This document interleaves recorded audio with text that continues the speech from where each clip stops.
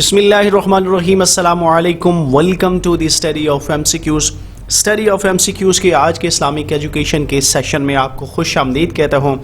और आज के इस सेशन में भी हम बहुत इंपॉर्टेंट और रेपिटेटिव MCQs और इन्फॉर्मेशन में आपके लिए लेके आया हूँ, जो कि इस्लामिक एजुकेशन के सेशन में खा वो किसी भी कम्पैटिटिव एग्जामिनेशन के हवाले से हो, आपके लिए बहुत ही यूज़फुल होंगी। और जनरल नॉलेज के हवाले से भी बीइंग अ मुस्लिम हमें इस्लामिक के हवाले से उसकी चीज़ों के बारे में मालूमात होनी चाहिए। भी तो चलिए स्टार्ट करते हैं आज के इस सेशन को और देखते हैं कि आज के इस सेशन में कौन सी इंपॉर्टेंट चीज़ें हम लर्न करने जा रहे हैं। तो वेरी फर्स्ट क्वेश्चन है, how many words are there in the Holi Quran. Holi Quran में कुल कितने अल्फाज हैं? ऑप्शन में हमारे पास हैं 77,701, ऑप्शन बी है 77,801, ऑप्शन सी है 77,797 और इस सवाल का सही जवाब है 77,797, यानी 77,797 अल्फाज कुरान पाक में मौजूद। बहुत इंपॉर्टेंट इन्फॉर्मेशन है होली कुरान के हवाले से कि कुरान पाक में कुल कितने अल्फाज हैं। तो 77,797 अल्फाज हैं जो कि कुरान पाक में मुश्तमिल हैं। अब आप इसको याद कैसे कर सकते हैं? रट्टा लगाने की ज़रूरत नहीं है, आप इसको इंटरेस्टिंग वे में कोई कम्बिनेशन बना लें ताकि आपके जहन में एक पिक्चर बन जाए और एग्जामिनेशन में आपके सामने जब ऑप्शंस आएँ तो आप इसको फ़ौरन क्लिक कर सकें। एक तो इंटरेस्टिंग कम्बिनेशन इसका बन रहा है 77797। 77797 ये जो कम्बिनेशन है इसको आप जहन से रखेंगे तो आपके लिए इसको याद करना बड़ा आसान होगा। इसके अलावा कुरान पाक के हवाले से और भी एडिशनल इन्फॉर्मेशन मैं आपको यहाँ देता चलूँ कि नंबर ऑफ़ लेटर्स इन दी होली कुरान, ये भी एग्जामिनेशन में क्वेश्चन पूछा जा चुका है कि कुरान पाक में कुल कितने लेटर्स हैं। तो the number of letters in the Holi Quran are 3,23,671। 3,23,671 letters हैं। लेटर्स का मतलब है जैसे अलिफ बे पे ते, तो इस तरह इनको लेटर्स कहते हैं। तो 3,23,671 लेटर्स हैं जिन पर कुरान पाक मुश्तमिल है। नंबर ऑफ पेश इन द होली कुरान 4,808 पेश are there in the Holi Quran. Number of ज़बर 93,243 while number of ज़ेर is 39,586। अब हम थोड़ा सा इंटरेस्टिंग कॉम्बिनेशन बना लेते हैं ताकि हम रट्टे से बच जाएं और हमारे जहन में एक अच्छी सी पिक्चर बन जाए। ज़बर और ज़ेर को हम देख लेते हैं, उनको एक ग्रुप में अगर हम याद करें तो ज़बर ज़्यादा है, 93,243 है। इसका कॉम्बिनेशन आप बनाएं तो 93 से इसका स्टार्ट हो रहा है और एंड पे आ रहा है 43, 93,243, 93,243। तो 93 और 43 का कॉम्बिनेशन आप जहन में बना लें तो आप इसको नहीं भूलेंगे। और ज़बर के बाद जो ज़ेर हैं आपने ये ज़हनशीन करना है कि ज़ेर जो है वो ज़बर से कम है। अब यहाँ पे एक इंटरेस्टिंग कॉम्बिनेशन ये बन रहा है कि ज़बर स्टार्ट हो रही है 93 से, जबकि ज़ेर की जो है वो स्टार्ट हो रही है 39 से। तो 93 और 39 का कॉम्बिनेशन ज़बर और ज़ेर के साथ है। तो इस तरह आप इन चीज़ों को इंटरेस्टिंग कॉम्बिनेशन के साथ ज़हनशीन करेंगे तो आप इनको भूलेंगे नहीं। जनरल वे में आप ज़बर के हवाले से ज़हनशीन कर लें कि 93,000 ज़बर है, जबकि ज़ेर जो है वो 39,000 है। इसी तरह पेश काफ़ी कम है 4,808, जबकि नंबर ऑफ़ लेटर्स 323,671। 323,671 लेटर्स हैं जो होली कुरान पर मुश्तमिल हैं। नेम द लॉन्गेस्ट सूरा ऑफ द होली कुरान। कुरान पाक की सबसे लंबी सूरत कौन सी है? ऑप्शन ए हमारे पास है सूरत अल बकरा, ऑप्शन बी है सूरत अल निसा और ऑप्शन सी है सूरत आल इमरान। और इस सवाल का सही जवाब आप सबको पता है सूरह अल बकरा। ये कुरान पाक की दूसरी सूरत है और ये कुरान पाक की सबसे लंबी सूरत भी है। तकरीबन 2.5 पारों पे ऊपर ये जो है ये सूरत मुश्तमिल है। पहले पारे से ये स्टार्ट होती है और तीसरे पारे तक ये सूरत जो है वो जाती है। 2.5 पारों के ऊपर मुश्तमिल है। नंबर ऑफ़ रुकू इसमें कितने हैं मैं अभी वो भी आपको बता देता हूँ। 40 रुकू हैं सूरत अल बकरा में।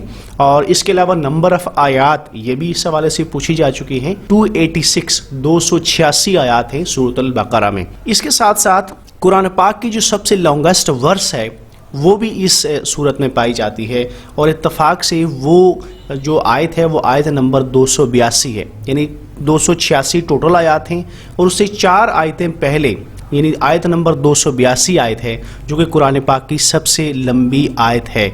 तो इसके पता ये चला कि कुरान पाक की सबसे लंबी सूरत में ही قرآن پاک کی سب سے لمبی آیت بھی ہے۔ اب اس آیت کا تھوڑا سا مفہوم میں آپ کو بتا دیتا ہوں۔ جو آیت نمبر 282 ہے اس میں مسلمانوں کا جو حکم دیا گیا ہے کہ جب آپس میں آپ معاہدے کرتے ہیں، کوئی لین دین کرتے ہیں تو اس کو لکھ دیا کرو اور اس پہ کوئی گواہ رکھ لیا کرو۔ اگر اب مرد آپ کو اویلیبل نہ ہوں تو خواتین جو ہے وہ 2 خواتین رکھ لیا کرو، اور گواہوں کے بارے میں بھی ان کو کہا گیا ہے کہ وہ جب گواہی کی نوبت آئے تو وہ حق سچ کی بات کریں۔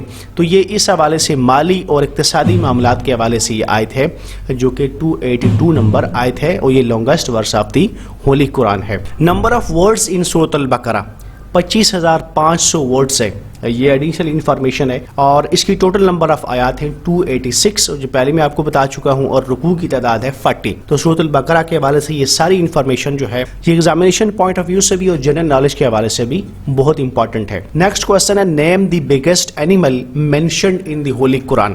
قرآن پاک میں سب سے بڑا جانور جس کا ذکر ہے وہ کون سا ہے؟ آپشن میں ہمارے پاس ہے ایلیفنٹ، سیکنڈ آپشن ہے lion, and third option is giraffe, اور اس سوال کا صحیح جواب ہے ایلیفنٹ۔ یعنی قرآن پاک میں جو جانور، جو سب سے بڑا جانور جس کا ذکر ہے اسے ایلیفنٹ کہتے ہیں، یعنی ہاتھی جسے کہتے ہیں، اور ایلیفنٹ کو عربی میں فیل کہتے ہیں۔ اور اگر آپ اس حوالے سے تھوڑا سا ذہن نشین کریں تو سورۃ الفیل جو آخری پارے میں موجود ہے، سورۃ الفیل الم تر کیف فعل ربک باصحاب الفیل، اور اس آیت مبارکہ میں اس تاریخی واقعے کا ذکر ہے کہ جب ابرہہ خانہ کعبہ کو گرانے کے ناپاک عزائم سے آیا تھا تو اللہ تعالیٰ نے ابابیلیں بھیج کر اس کا جو انجام کیا تھا، تو اس حوالے سے اس سورت کا نام سورۃ الفیل رکھا گیا ہے، یعنی ہاتھیوں والی سورت۔ یعنی اس میں اس واقعے کا ذکر ہے جو کہ ہاتھیوں کے لشکر کے ساتھ ابرہہ جو ہے وہ خانہ کعبہ کو گرانے کے لیے، اس کو تباہ کرنے کے ناپاک عزائم کے ساتھ آیا تھا۔ تو اس طرح یہ صورت اس کے ساتھ ایسوسیٹڈ ہے، اور اسی ایسوسیشن کے ساتھ آپ نے ذہن نشین کرنا ہے کہ elephant is the biggest animal which have been mentioned in the holy قرآن۔ اس کے علاوہ قرآن پاک میں جو سب سے اسمالسٹ اینیمل ہے جس کا ذکر ہے تو وہ ماسکیٹو یعنی مچھر ہے، تو مچھر کا ذکر بھی قرآن پاک میں موجود ہے۔ تو سب سے بڑا جانور ایلیفنٹ اور سب سے چھوٹا جانور ماسکیٹو یعنی مچھر ہے۔ نیکسٹ کوسچن ہے نمبر آف سورہ اسٹارٹ ود انا۔ قرآن پاک کی کتنی سورتیں ہیں جن کا آغاز انا سے ہوتا ہے؟ بہت امپارٹنٹ کوسچن ہے، بڑا انٹرسٹنگ کوسچن بھی ہے۔ آپشن میں ہمارے پاس ہے 3، آپشن بی ہے 4 اینڈ آپشن سی ہے 5، اور اس سوال کا صحیح جواب ہے 4۔ یعنی قرآن پاک کی 4 صورتیں ایسی ہیں جن کا آغاز انا سے ہوتا ہے۔ اب میں آپ کو یہ بھی بتا دیتا ہوں کہ وہ 4 صورتیں کون سی ہیں جن کا آغاز انا سے ہوتا ہے۔ پہلی صورت ہے سورۃ فتح، اور اس کا آغاز ہوتا ہے انا فتحنا لک فتحا مبینا۔ دوسری صورت ہے سورۃ نوح، اور اس کا آغاز ہوتا ہے انا ارسلنا نوحا الی قومہ۔ تیسری صورت اس کا آغاز انا سے ہوتا ہے وہ سورۃ القدر ہے، انا انزلناہ فی لیلۃ القدر۔ جبکہ چوتھی صورت ہے سورۃ الکوثر، انا اعطیناک الکوثر۔ تو اس طرح یہ 4 صورتیں قرآن پاک میں ایسی ہیں جن کا آغاز انا سے ہوتا ہے۔ اب کیسے آپ نے یاد کرنا ہے کہ 4 صورتیں ہیں جن کا آغاز انا سے ہوتا ہے؟ تو یہاں اگر آپ غور کریں تو میں نے لکھا ہے INNA، تو یہ 4 لیٹرز ہیں INNA انا۔ تو آپ نے ذہن نشین کرنا ہے کہ انا میں 4 لیٹرز ہیں، اور 4 ہی صورتیں قرآن پاک کی ہیں جو انا سے شروع ہوتی ہیں۔ How many surahs are called مسبحات؟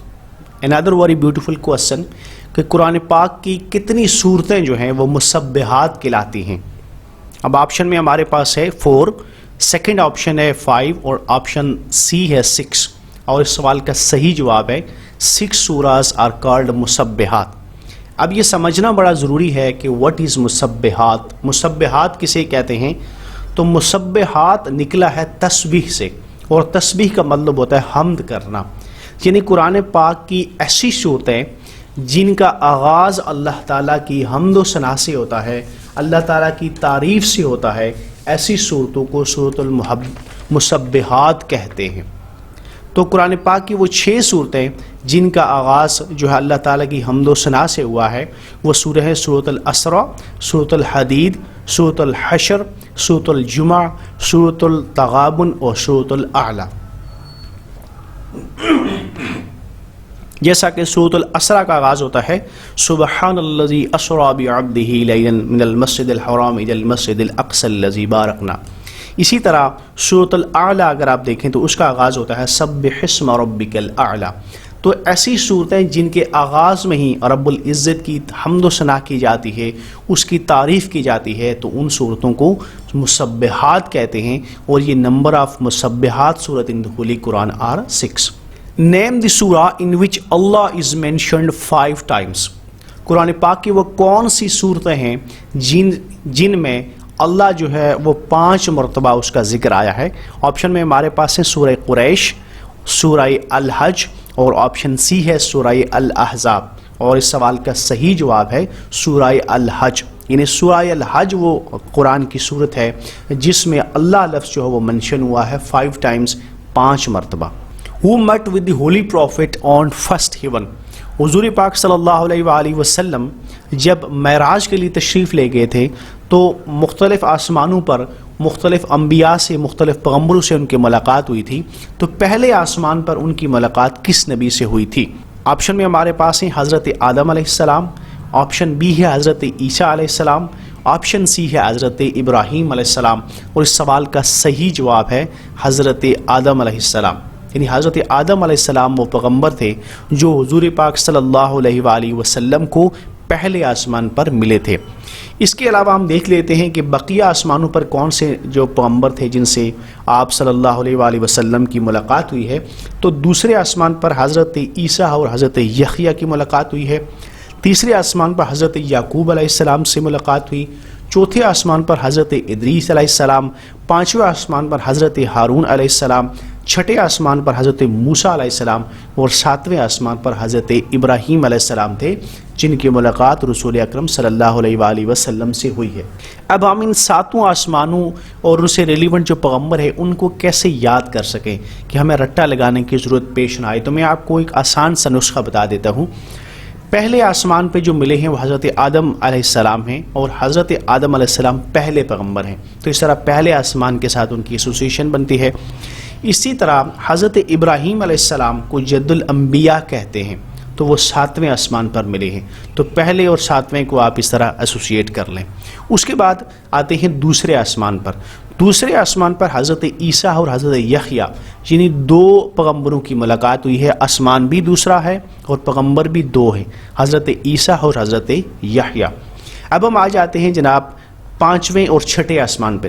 5ویں آسمان پر حضرت ہارون اور چھٹے آسمان پر حضرت موسیٰ، اور یہ دونوں کیا تھے؟ آپس میں بھائی، تو اس طرح 5ویں اور چھٹے پہ کمبینیشن بھائیوں کا بن گیا۔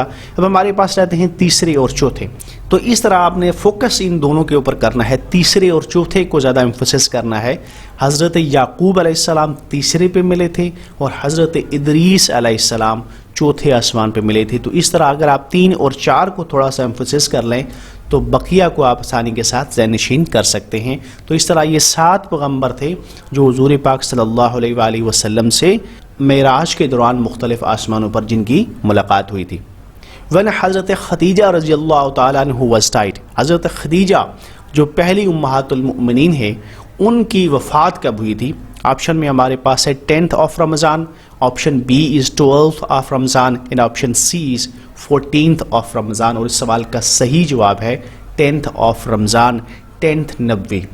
حضرت خدیجہ رضی اللہ تعالیٰ عنہ کی وفات ہوئی تھی رمضان المبارک کی 10 تاریخ کو اور 10 نبوی میں، تو یہ 10 کا کمبینیشن بڑا انٹرسٹنگ کمبینیشن بن رہا ہے، یعنی رمضان کی بھی 10 تاریخ تھی اور نبوی سال بھی 10 تھا، یعنی نبوت کا 10واں سال تھا، اور حضرت خدیجہ رضی اللہ تعالیٰ عنہ 65 سال کی عمر میں آپ کی جو ہے وہ انتقال ہوا تھا۔ حجان کے مقام پر آپ کو دفنایا گیا تھا۔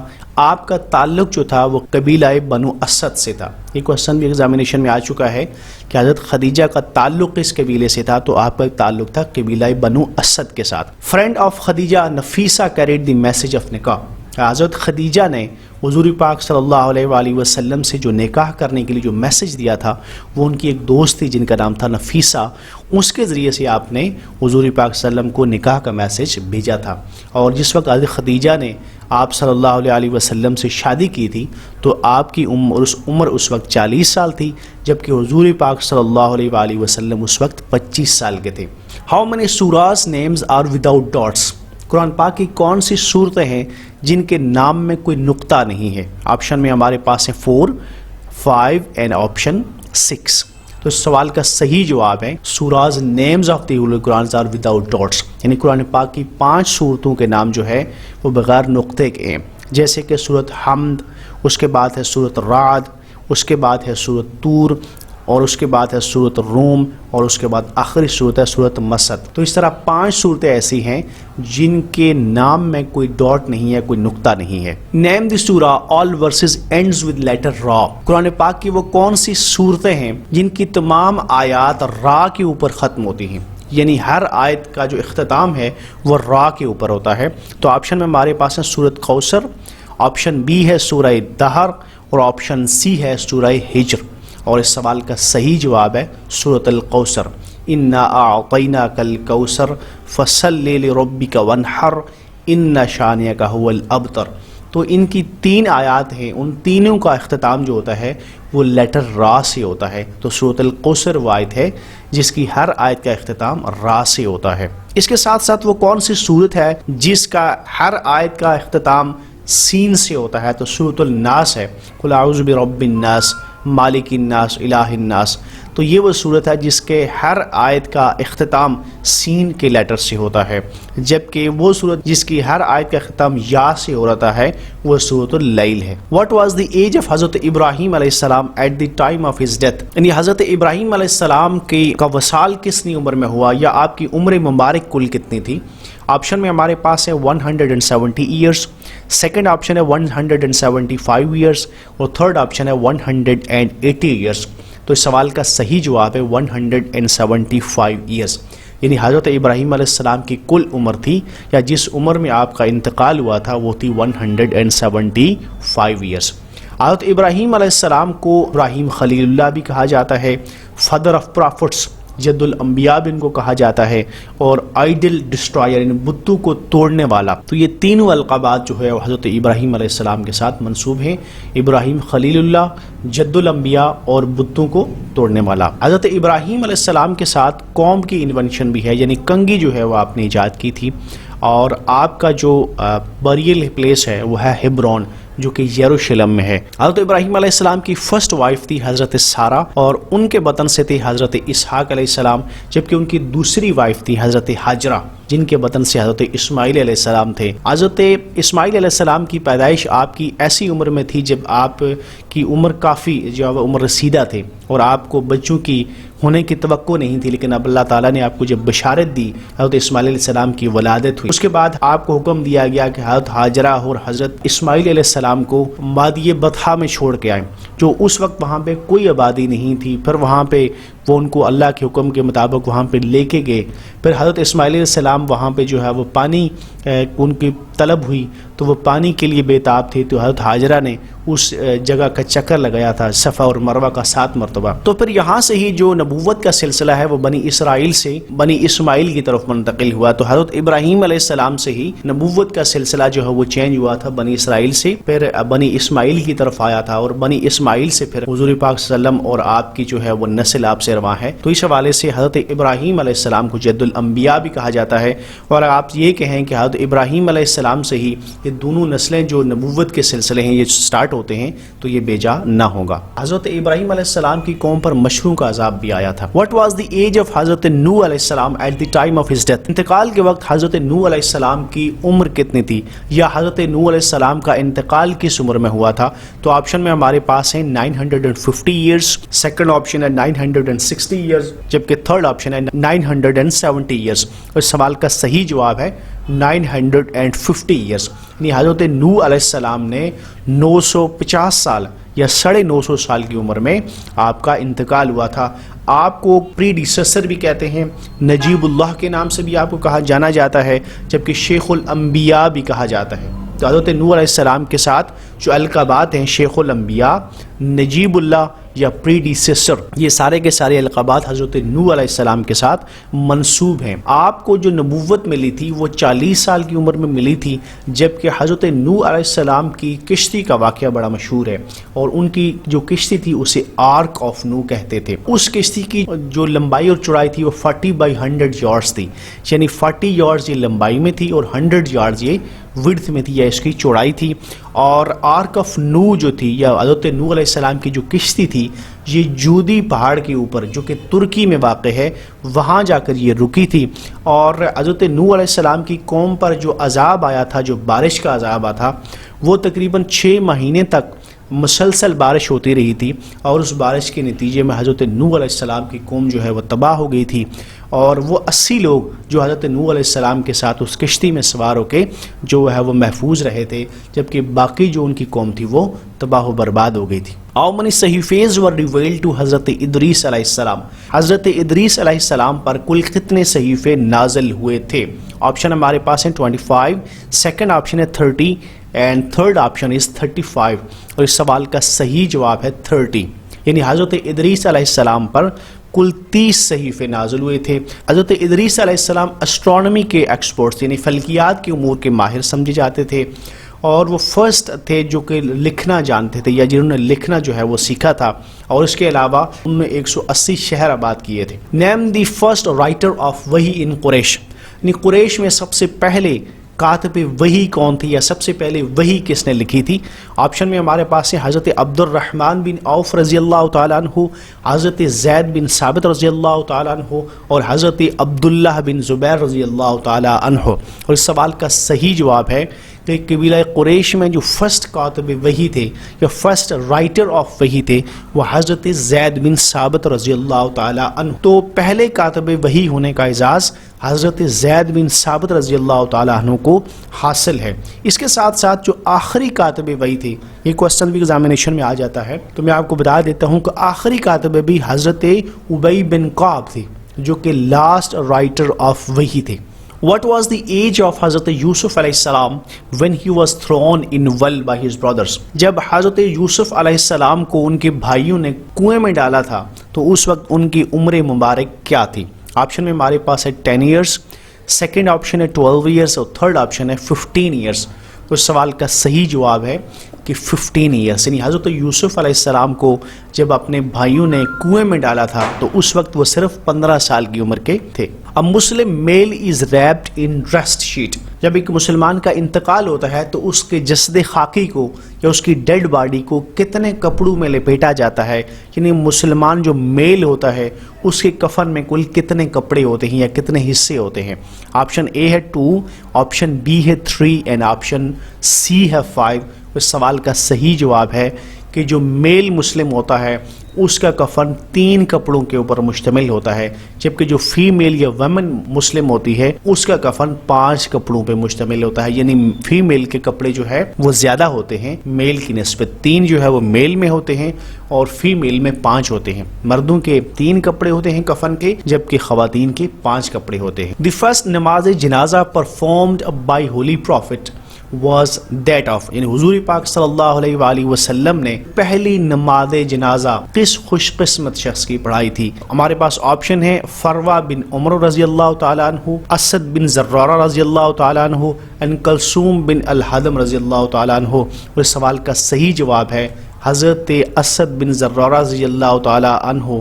وہ خوش قسمت انسان تھے جن کی نماز جنازہ حضور پاک صلی اللہ علیہ وسلم نے پہلی مرتبہ پڑھائی تھی. نیم دی فرسٹ نماز ٹو بی میڈ فرض, اس پہلی نماز کا نام بتائیے جو کہ فرض ہوئی تھی. دیٹ واز فجر اور تہجد اور اشراق. اور اس سوال کا صحیح جواب ہے تہجد, جو بعد میں جس کو نفل کیا گیا. یعنی پہلے جو نماز فرض ہوئی تھی وہ تہجد تھی, لیکن بعد میں اس کو نفل کا درجہ دیا گیا, تو اس طرح پہلی فرض ہونے والی نماز تہجد تھی. How many doors are there in the Masjid Haram? مسجد حرام میں کل کتنے دروازے ہیں؟ بہت امپورٹنٹ کوسچن ہے, کافی دفعہ ایگزامینیشن میں ریپیٹ ہو چکا ہے. آپشنز میں ہمارے پاس ہیں 20, 25 اینڈ 30.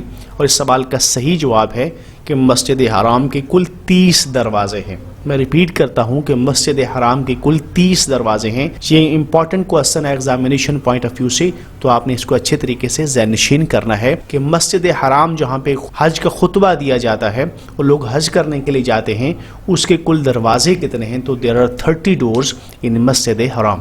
نیم دی فرسٹ مجدد آف اسلام, اسلام کے پہلے مجدد کون تھے؟ آپشن میں ہمارے پاس ہیں حضرت عمر بن عبدالعزیز, آپشن بی ہے ولید بن ملک, اور آپشن سی ہے حضرت ابو ذر غفاری رضی اللہ تعالیٰ عنہ، اور اس سوال کا صحیح جواب ہے حضرت عمر بن عبدالعزیز، یعنی حضرت عمر بن عبدالعزیز رضی اللہ تعالیٰ عنہ کو فرسٹ مجدد آف اسلام تصور کیا جاتا ہے یا مانا جاتا ہے۔ حضرت عمر بن عبدالعزیز بنو امیہ کے حکمران تھے، اور آپ کا جو دور حکومت ہے وہ 720 سی ای سے لے کر 717 سی ای 2.5 سال کے عرصے پر محیط ہے۔ آپ سے پہلے کے جو حکمران تھے وہ ان کا نام تھا سلمان بن عبد الملک، اور آپ کے بعد جو حکمران آئے ہیں اس کا نام تھا یزید دوم۔ 682 میں آپ کی پیدائش مدینہ منورہ میں ہوئی تھی، جبکہ آپ کا وصال 720 میں ہوا، تو اس طرح کل 38 ایئرس جو ہے وہ آپ نے عمر پائی، اور آپ کا جو دور حکومت تھا وہ 2.5 سال یعنی 30 منتھس کے اوپر بیس کرتا تھا۔ تو حضرت عمر بن عبدالعزیز کو فرسٹ مجدد تسلیم کیا جاتا ہے، اور ان کا دور حکومت جو ہے وہ 717 سے لے کر 720